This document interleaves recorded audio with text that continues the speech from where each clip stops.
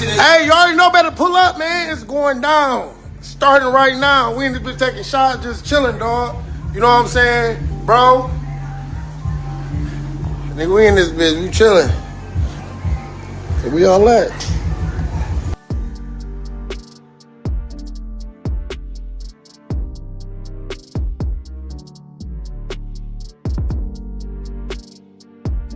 Two people killed, 2 others hurt in a stabbing on Detroit's east side. Fox 2's Camila Mary has been working this story for us, and we heard Chief Bettison say earlier in the week that he's going to do everything he can to get a handle on the violence, but it feels out of control, Camille. Yeah, I mean, this was a horrible situation last night. People just having fun, trying to beat the heat, and then this happened. Take a look. Quadruple stabbing Saturday night on Detroit's east side. 2 of the victims died from their injuries. It happened just before 10 p.m.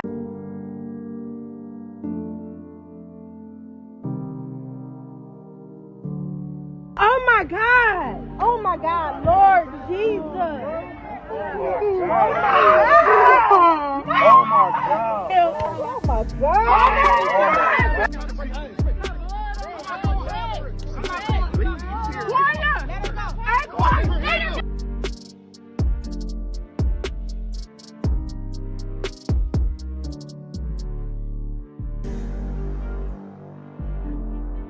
The thick summer heat clings to the air, mingled with the scent of grilled meat and suntan lotion.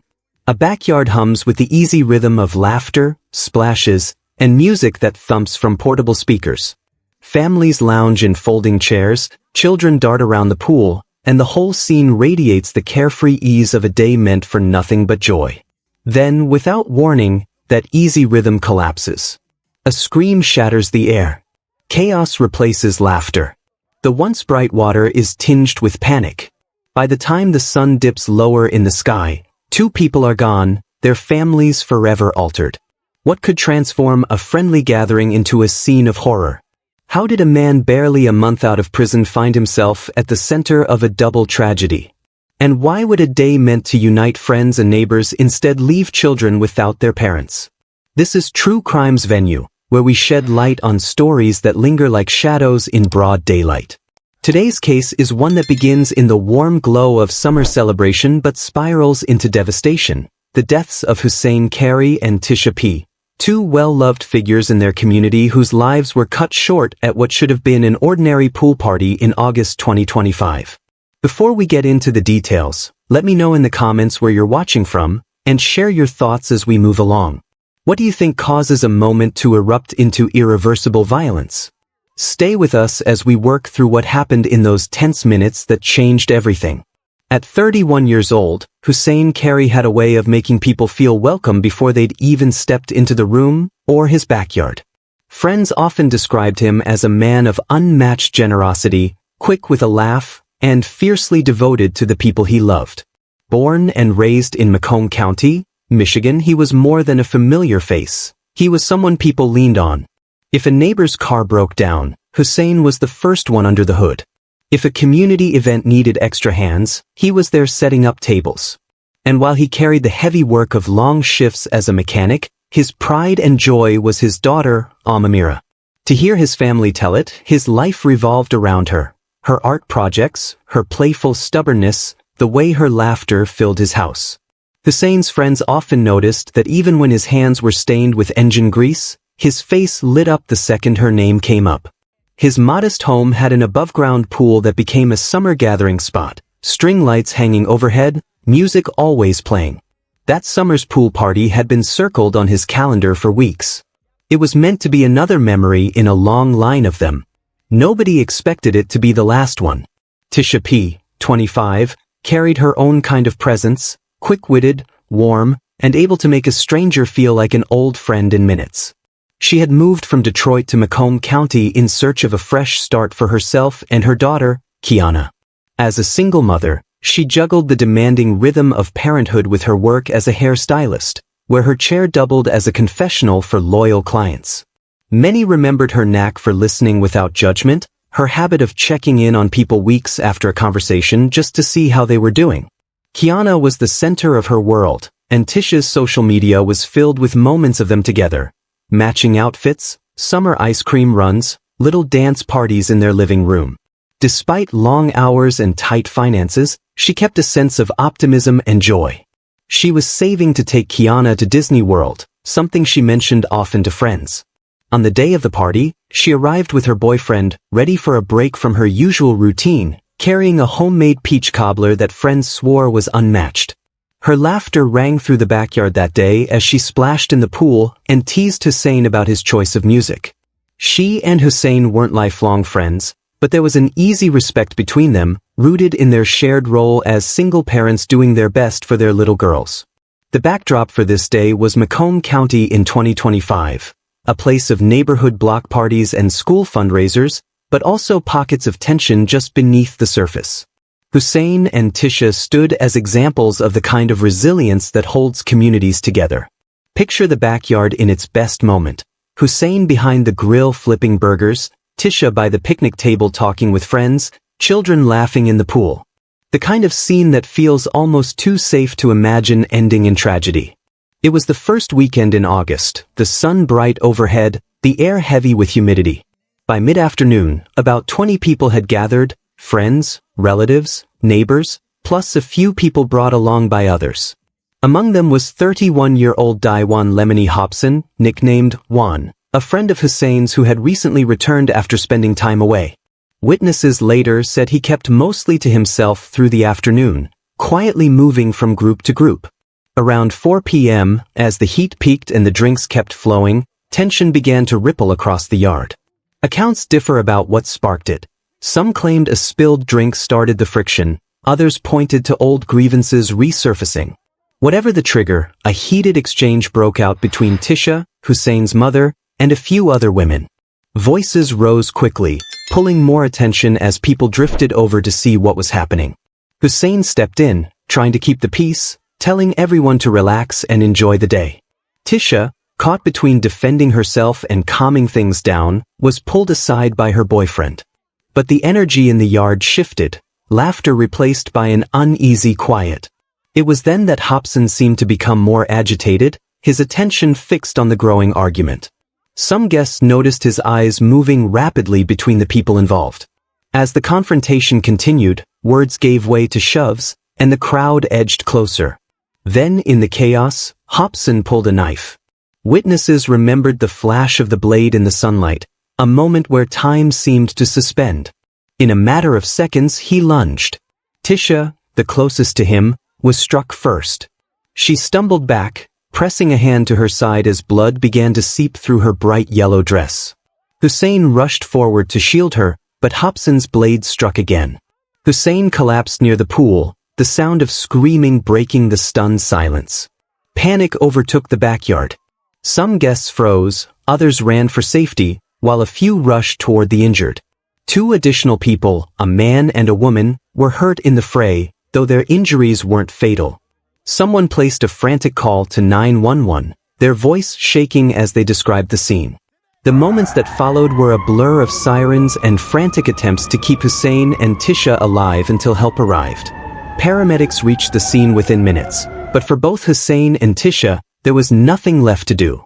They were rushed to the hospital, where they were later pronounced dead. The 2 other victims were treated for less severe injuries. Hobson was apprehended at the scene, the knife still in his hand. Witnesses described his expression as flat, as though he were processing what had just happened in the same shocked daze as everyone else. The pool, once a centerpiece for laughter and joy, now sat behind crime scene tape. Officers moved between shell-shocked guests, collecting statements and photographing evidence.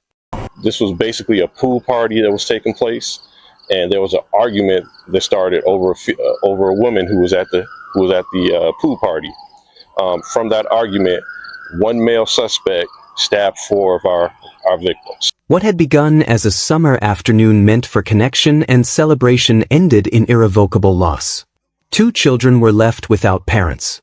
A neighborhood was left questioning how quickly tension can ignite into violence, and whether anyone saw the warning signs soon enough to stop it. Daiwan Lemony Hobson, known to most as One, had long been a familiar face around Macomb County. At 31, his life story was shaped by hardship, Detroit roots steeped in poverty, fractured relationships, and repeated run-ins with the law. By the summer of 2025, Daewon was a man in transition, freshly released from custody after serving time for a violent offense. It had been only a month since he'd walked out of prison, determined, at least outwardly, to reset his life and find a better path. Those who knew him said he'd been reconnecting with familiar faces, including his old friend Hussein Carey. He carried himself with quiet reserve, a man who often seemed deep in thought, yet quick to shift from calm to intensity if provoked. His tattoos told their own story: roses for beauty amid struggle, a heart for love lost, and the words, "grind hard," etched like a personal creed. On the surface, there was little to foreshadow the violence that would erupt at a backyard pool party. But when the day turned bloody, the question became unavoidable: what pushed Daewon into a lethal frenzy? Police initially suggested that the argument spiraling through Hussein's yard had set him off in a sudden burst of rage. Still, pieces didn't quite fit. Why strike Tisha P., a woman he barely knew, and then turn his knife on Hussein, a man who'd once called him friend?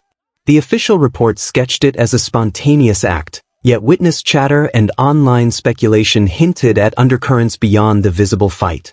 Some theorized that Daewon had taken offense in the heat of the argument, his pride bruised in a way that reignited old wounds. Others believed his recent release had left him on edge, the pressure of reintegration wearing him thin. In a county where class and racial tensions sometimes ran just beneath the surface, there were those who saw it as the eruption of deeper, unspoken divides. The investigators dug into Daewon's record, searching for clues. In 2022, he'd been convicted of assault with intent to cause great bodily harm less than murder, a charge that carried a sentence of 1 year 9 months to 10 years. That earlier case, also in Macomb County, painted a picture of a man with a short fuse. Yet his friends pushed back against the idea that he was inherently dangerous. He wasn't out to hurt people, one said. He was just trapped in a cycle he couldn't break. Something in him just gave way that day. The truth was muddied by conflicting witness accounts. Some claimed Tisha's boyfriend had been the one to ignite the altercation, escalating things before Daewon stepped in. Others insisted the spark came when Hussein's mother, well known and respected in the neighborhood, was drawn into the argument, and that Daewon acted to defend her.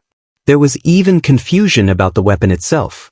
Did Daewon pull the knife from his own pocket, or did he grab it from a nearby picnic table?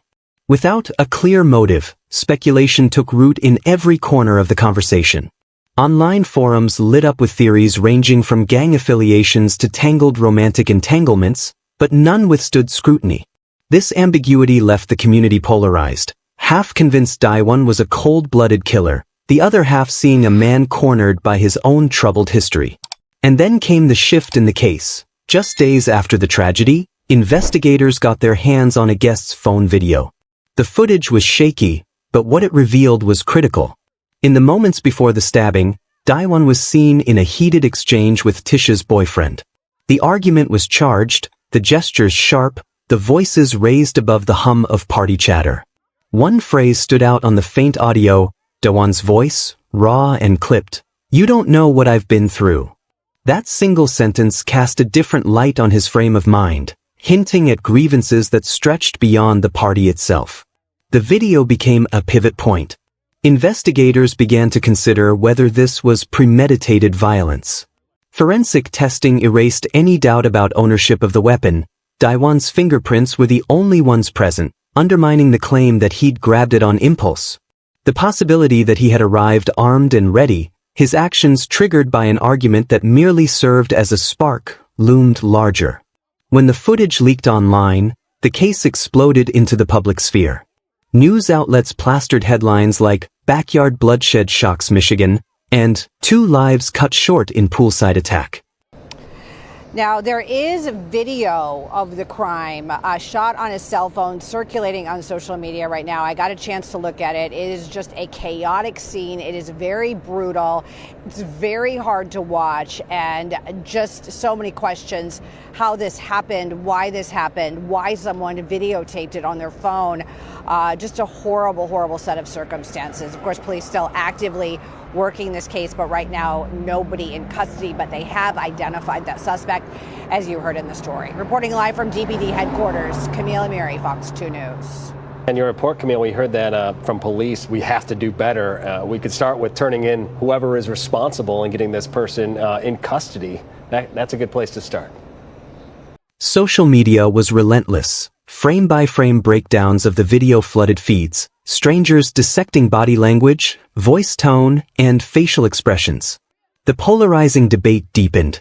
To some, Daiwan's criminal history and the knife evidence cemented him as a villain.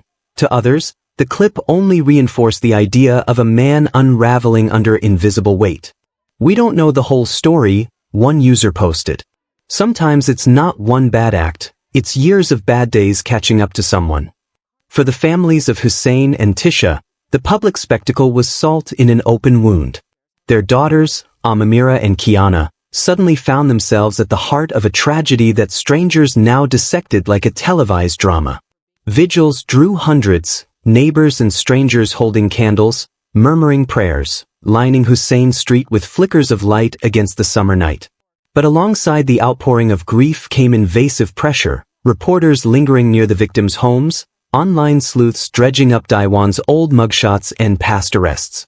The investigation stumbled over contradictions.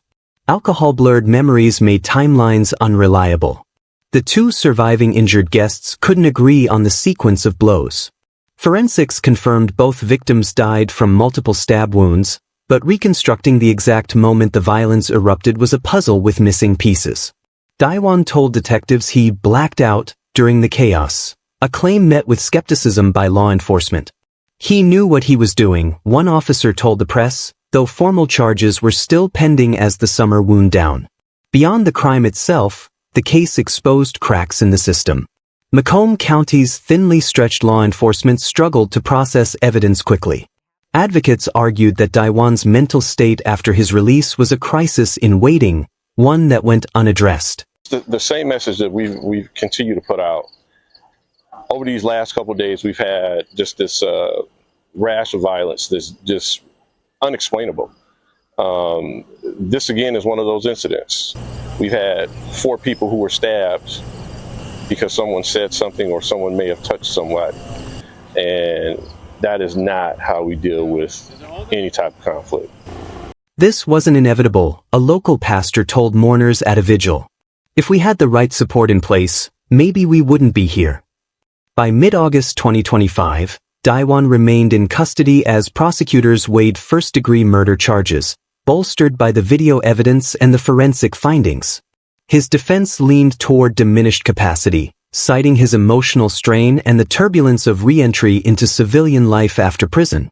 The survivors had physically recovered, but their testimonies loomed as potential turning points in court. And still, the central mysteries persisted. What truly sparked the fight? Was this the combustible collision of heat, alcohol, and pride, or a deliberate act carried in Daiwan's mind long before he stepped into Hussein's backyard? The trial was expected to begin before year's end, offering the chance for resolution. Yet for many, closure felt impossible.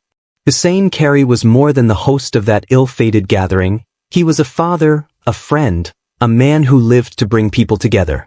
His laughter, his generosity, the way his daughter's eyes lit up when he spun her in the pool, those were the things his loved ones clung to. Tisha P., with her quick wit and warmth, had built a life centered on her little girl, Kiana. She poured love into every moment they shared, from matching outfits to late-night dance parties in their living room. Now, 2 young daughters grow up in the shadow of that day, their parents' absence an unshakable reality. Macomb County will remember this tragedy not only for the violence but for the loss of 2 people who embodied love and resilience. It's a reminder of how quickly joy can be shattered, how one decision, one moment, can ripple outward, leaving wounds that may never fully heal. As the community watches the legal process unfold, the call for justice grows louder, as does the call for compassion and reform. What's your take on what happened that day in Hussein's backyard? Was it pure chaos spiraling out of control, or something darker and deliberate? Share your thoughts below, and let's keep the discussion alive. If this case touched you, Tap that like button and subscribe to True Crime's Venue for more stories that dig beneath the surface. Until next time, stay aware, stay safe, and never stop seeking the truth.